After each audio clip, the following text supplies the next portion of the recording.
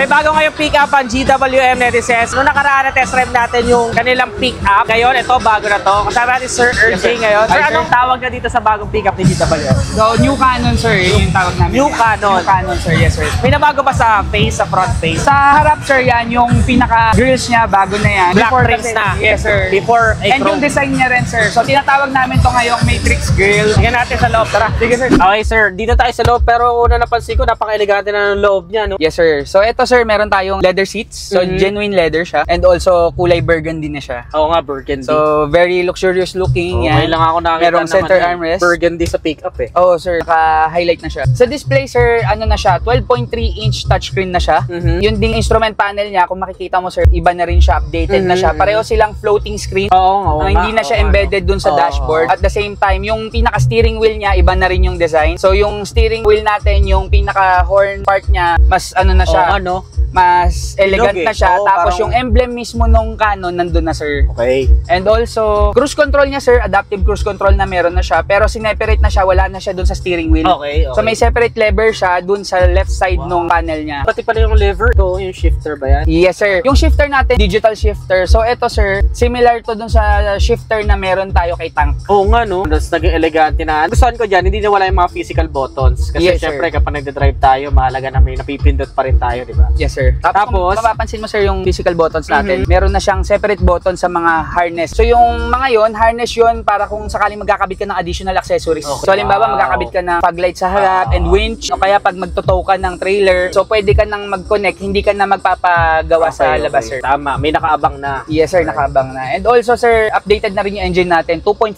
na from 2.0. Wow. Power output niya ngayon, 181 horsepower, and yung torque niya is 480 Newton meters of torque. Wow. Tapos 9-speed automatic ang transmission natin. 9-speed. 9-speed, sir, Wow. yes. So dahil 9-speed siya, mas maraming gears, mas less yung stress na nabibigay sa engine. So meaning mas fuel efficient din siya, saka sa power delivery mas efficient na rin, sir. Tapos may driving modes din, sir. Yes, sir, meron tayong 4 driving modes, merong Eco, merong Normal, Sports, and 4L. Ito yung top of the line, meron tong all-time 4-wheel drive. Okay. So, meaning, pag start natin ng engine, naka 4-wheel drive na siya. Pero depende sa driving mode, mag-a-adapt siya sa kailangan na, halimbawa, additional traction, sir. Dadaan tayo sa medyo slippery roads. Okay. Ganyan, sir. So, mag-a-adapt siya between 4-wheel drive to 2-wheel drive. So, kung kailangan mo ng additional power, gagawin niyang 4-wheel drive. Kung hindi naman, para mas fuel efficient, gagawin niyang 2-wheel drive. Automatically yun, sir. Okay. Dahil meron po siyang Borg-Warner torque-on-demand system. So, sa mga beginners, okay na, di ka na magde-decide Yes, sir. So, yung mga conventional and yung mga previous models ng mga 4-wheel drive, ikaw pa yung magde-decide whether gagamitin mo yung sand, snow, or kung ano man kailangan, sir. So, ito, dahil dun sa driving modes na yon, mas pinadali. Yes, Yes, sir. So, mas madali siyang gamitin and at the same time, mas nakakatulong sa performance niya kasi, sir, hindi ka na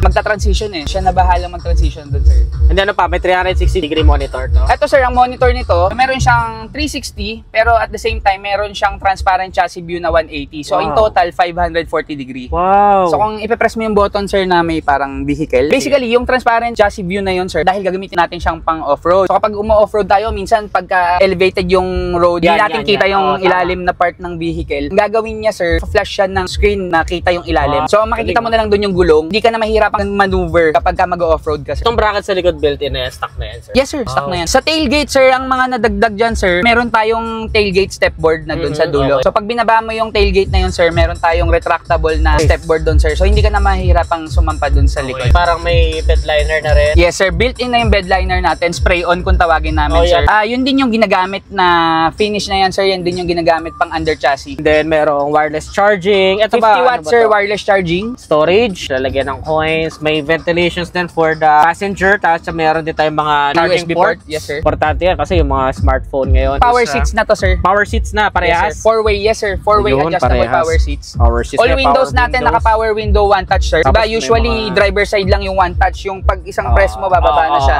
Ito, all windows, sir. Power windows na rin. And Yes, then sir. meron tayong mga grab bar din kahit sa mga Yes, sir, passenger. kahit sa passenger and driver. Oh, driver. Even for the little one, sir, sa mga bagets, merong grab bar dun sa ilalim niya. And Tapos, also, ito, sir, equipped na to ng voice command, sir. May voice command na rin. Yes, sir. So, everything with regards sa accessories, Okay. pwede mong gamitin through voice command. Pwede mong i-access, sir. So, ang prompt lang niya, wake up prompt niya, sabihin mo lang hi GWM. 6 airbags tayo, sir. Dalawa sa front, tapos dito, curtain airbags. Ito na ang tanong, sir, magkano ang presyo nito? Eto, sir, ang SRP nito, sir, dahil launching pa lang natin, 1.598. Mga additional discounts tayo, lalo na kung pupunta sila dito sa Mias and magre-register. And then kung di ako nagkakamali, sir, di ba, GWM talagang kilala sa ibang bansa? Yes, sir. Actually, sir, si GWM is well received sa ibang bansa, sa Middle East, even sa Australia. Yan, sir, nanalo na tayo ng multiple awards doon, yung GWM Canon. And at the same time, sa mainland China pa lang, sa dami ng brands and models ng mga pick-up, 50% ng market share ng pick-up segment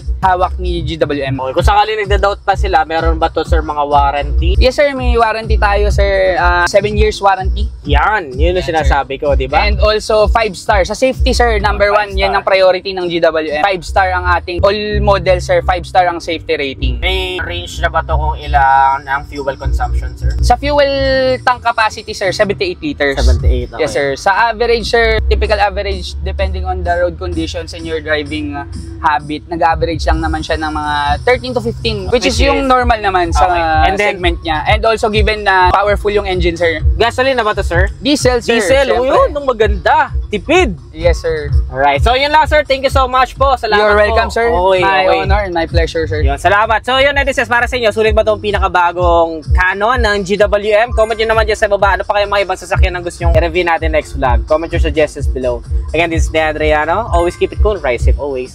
May bago ngayong pick-up ang GWM. Kasama natin Sir RJ ngayon. Wheels niya, bago na yan. Dito tayo sa loob, pero una napansin ko, napaka-elegante na ng loob. Yes, sir. Ito, sir, meron tayong genuine leather siya and also kulay burgundy na siya. Sa display, sir, 12.3-inch touchscreen na siya. Instrument panel, pareho silang floating screen. Yung pinaka-steering wheel niya, iba na rin yung design. Adaptive cruise control meron na siya, pero sineperate na siya, wala na siya dun sa steering wheel. May separate lever siya dun sa left side panel niya. Yung shifter natin, similar shifter na meron tayo kay tank. May built-in harness na to. May 12 B1, B2, B3. Para kung sakaling magkakabit ka ng additional accessories, updated na rin yung engine natin. 2.4 na from 2.0. Wow. Power output niya ngayon, 181 horsepower. Torque niya, 480 Nm. 9-speed automatic transmission. Mas fuel efficient din siya. Meron tayong 4 driving modes. Pag start natin ng engine, naka 4-wheel drive na siya. Pero depende sa driving mode, kailangan mo ng additional power, gagawin niyang 4-wheel drive. Para mas fuel efficient, gagawin niyang 2-wheel drive. Automatically yun. Meron po siyang Borg-Warner torque on demand system. 360, pero at the same time, meron siyang transparent chassis view na 180. So in total, 540 degrees. Meron tayong tailgate stepboard. Built-in na yung bedliner natin. Merong wireless charging, Meron tayo